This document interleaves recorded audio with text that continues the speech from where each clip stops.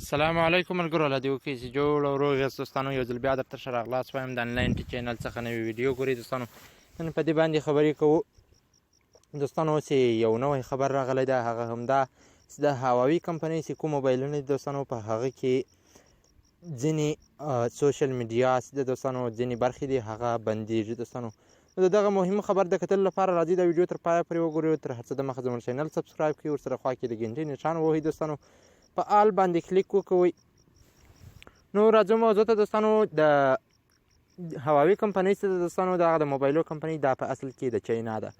چاینا او یونایټډ سټیټ یا د امریکا متحده ایالات دوستانو په اقتصادي جګړه کې یو د بل رقابت کې دي دوستانو.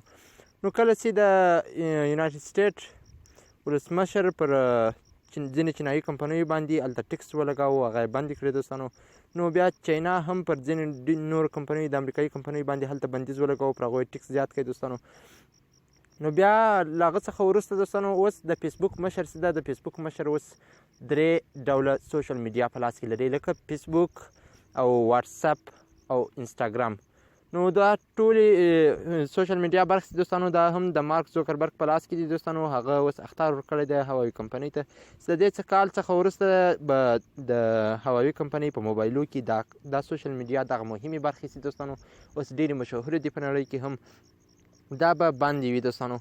نو دا د هغو ملګرو لپاره دا بد خبر ده چې هغه د هواوي کمپنۍ موبایلونه استعمالوي، که څه هم هغه تر یو اندازې پورې ښه موبایلونه دي دوستانو، نو ښه کار کوي دوستانو. خو بیا هم په دې موبایلو کې د فیسبوک ورسره واتساپ ورسره میسنجر سره له انسټاګرام دوستانو تاسو په خپله لیدلی شئ، دغه دلته لیکلي دي وارنینګ نیو هواوي فونز لوز فیسبوک واتساپ اینډ انسټاګرام.